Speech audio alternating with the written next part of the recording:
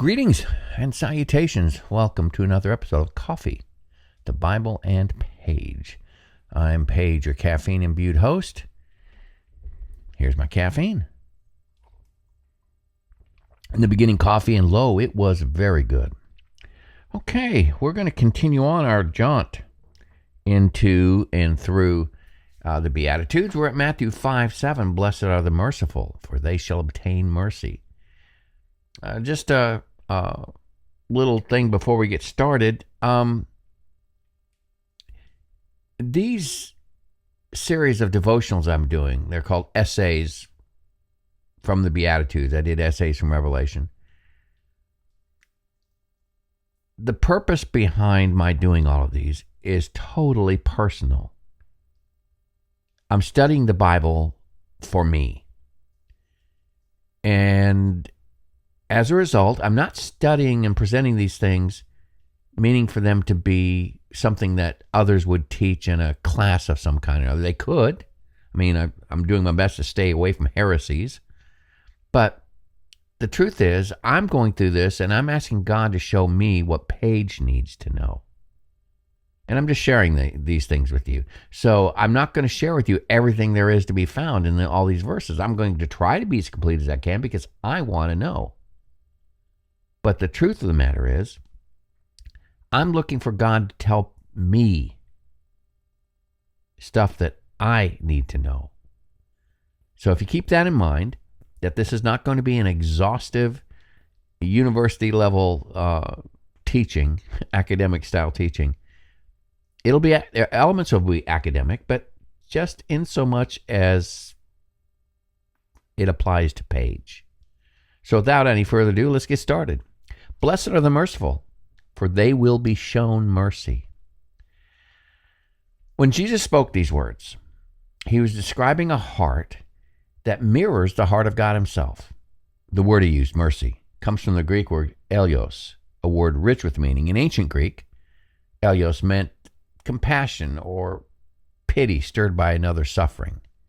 But in the scriptures, it goes a bit deeper than that. In the Greek Old Testament, elios often translates the Hebrew word, here I go trying to pronounce these things again, chesed, that beautiful word for steadfast love, covenant faithfulness, loyal kindness. It isn't just feeling sorry for someone, it's love in motion. Let me repeat that. Mercy is love in motion. In the New Testament, elios takes on an even fuller meaning. It describes God's compassionate action toward those who don't deserve it or can't obtain it. Mercy that forgives, restores, helps. It's grace wrapped in tenderness. So when Jesus says, blessed are the merciful, he's not talking about people who simply feel sorry for others. He's describing those who extend God's own heart to the world, who forgive when wronged, who help when it costs something, who love when it isn't returned. The merciful see others through God's eyes and act accordingly. And here's a promise, for they will be shown mercy. Those who live out mercy receive it in kind, both from God and often from others. Mercy flows in two directions. It's a cycle of grace that begins and ends in the heart of God. To be merciful, then, is to live in step with divine compassion, to let the mercy we've received from God become mercy that we extend to others. Now, mercy is not weakness. True mercy is never born of weakness or sentimentality. It flows from a position of strength, spiritual, emotional, moral strength, rooted in God's grace. The merciful person isn't a pushover, nor are they naive about evil or sin. They see clearly the wrong that's been done, yet they choose to respond with forgiveness and compassion instead of vengeance. That takes strength. It takes strength to hold back anger when you've been wronged. It takes strength to forgive when your heart cries out for justice. It takes strength to show kindness to someone who cannot or maybe will not repay you. This kind of mercy mirrors the heart of God. When God shows mercy to us, he does so not because he overlooks our sin, but because his strength is greater than our failure. On the cross, Jesus demonstrated the ultimate act of mercy. He bore the punishment for sin while forgiving those who nailed him there. That's divine strength, clothed in compassion. When we walk in mercy, we're drawing from that same reservoir of strength, the power of a redeemed heart, the confidence of one who knows they're forgiven, and the steady grace of God working through us. Mercy is not weakness. It's the quiet, powerful strength of love overcoming judgment. Now, here's what mercy looks like from Matthew 25. In this passage, the crowd is separated into sheep on one side and goats in the other. And to the sheep, he says the following. This is verses 25 through 40 of Matthew 25. For I was hungry, you gave me something to eat. I was thirsty, you gave me something to drink. I was a stranger, and you invited me in. I needed clothes, and you clothed me. I was sick, and you looked after me. I was in prison, and you came to visit me.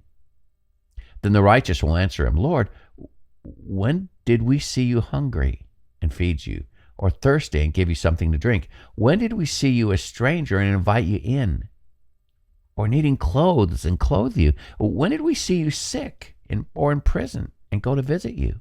The king will reply, truly, I tell you, whatever you did for one of the least of these, my brothers and sisters of mine, you did for me. See, in the Sermon on the Mount, Blessed are the merciful, where we're talking about today, in chapter 5, Jesus blesses the merciful, those whose hearts reflect the compassion of God. Here in Matthew 25, he identifies those same people as the ones who will inherit his kingdom. The connection between the two is unmistakable. Mercy isn't just a feeling, it's an action with eternal consequences, both positive and negative. When Jesus separates the sheep from the goats, his standard isn't theology. It's not public ministry. It's not talent. It's mercy. Mercy expressed in simple, tangible ways. Feeding the hungry, clothing the naked, visiting the sick and imprisoned. The merciful don't wait for recognition or reward. They simply see, need, and respond because the love of God has shaped their hearts. What's striking is that the sheep don't even realize what they're doing. Lord, when did we ever see you hungry and feed you, or thirsty and give you drink? Their mercy is so natural, so woven into their lives, they don't keep score. Mercy has become their reflex, not their requirement. And to them the king says, whatever you did for one of the least of these brothers and sisters of mine, you did for me. Every act of compassion, every cup of cold water, every quiet moment of care, it touches the heart of Christ himself. Mercy, then, is the mark of a believer. It's the proof of a transformed heart. It's not the path towards a transformed heart. It's the proof of a transformed heart. The merciful in Matthew 5:7 are the sheep of Matthew 25. They're blessed not because they earned God's favor through good works, but because God's favor changed them into merciful people. Their compassion became evidence of their salvation. They will be merciful no matter who's watching. Now, we have on the other side the goats. After he addresses the sheep in Matthew 25, Jesus looks to the others and says, then he will say to those on the left, depart from me, you who are cursed, into the eternal fire prepared for the devil and his angels. For I was hungry, and you gave me nothing to eat. I was thirsty, and you gave me nothing to drink. I was a stranger, and you did not invite me in. I needed clothes. You didn't clothe me. I was sick and in prison. You didn't look after me. They also will answer, Lord, when did we see you hungry or thirsty or a stranger or needing clothes or sick in prison and did not help you? And he will reply, truly, I tell you, whatever you did not do for one of the least of these, you did not do for me. Then they will go away to eternal punishment, but the righteous to eternal life. See, their sin wasn't that they weren't nice to some folks. It was that they did not bear the imprint of God in their lives, a merciful and compassionate heart that only comes from being related to the merciful and compassionate God. Mercy is the defining mark of those who belong to him. In other words, we're learning about mercy. This is what a true believer looks like. They're merciful. They don't keep score. The goats, the second group of people, in essence, what they were saying is, Lord, if we knew it was you, surely we would have helped. And Jesus is saying, it's not who you're helping. It's that you help. It's not who you're not helping. It's the fact that you're just not helping, period. Another sobering example of the premium that God places on mercy is found in Matthew 18. A servant owes a king a debt so vast it can never be repaid. Trembling, he begs for mercy, and the king forgives him completely, extends him mercy and grace. But the forgiven servant then encounters a fellow servant who owes him a small amount, and instead of showing mercy, he grabs him, demands repayment, casts him into prison. And when the king hears of this, he's furious. Shouldn't you have had mercy on your fellow servant just as I had on you? The lesson's clear. Mercy received must become mercy given. Forgiveness, grace, and compassion are meant to flow outward, not stay bottled up in our hearts. To withhold mercy is to misunderstand the very mercy that saved us. A transformed heart cannot help but act mercifully. We feed others because we've been fed. We clothe others because we have been clothed. We forgive because we have been forgiven. We extend grace because we've experienced God's grace.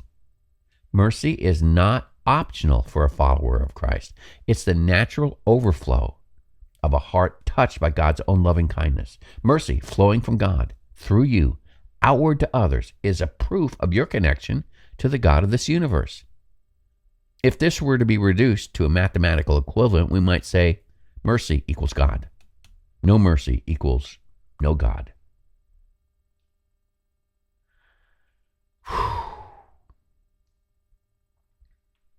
One of the most important prayers in the medieval church was put into their mass, their church service, and they composed music for this mass. And one is called the opening salvo of this mass is called a Kyrie, spelled Kyrie, Kyrie, and it's composed of two lines: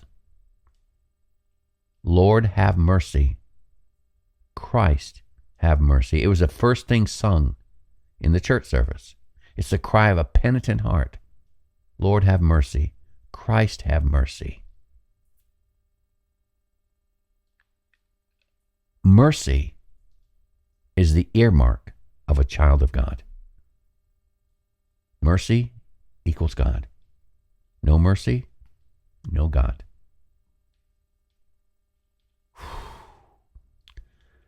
I think I have to stop there. Do an inventory. What part does mercy play in your life? That's a tough question. Mercy equals God. No mercy, no God. I'm Paige. Here's my caffeine. I'm out of here. Final thought. If you wish to purchase the transcripts for these podcasts, you can visit me at my Patreon site, and you'll see information for that here in a second. God bless you. Have a wonderful and fabulous, fabulous day. Bye-bye. You can purchase these transcripts at patreon.com/coffeebiblepage.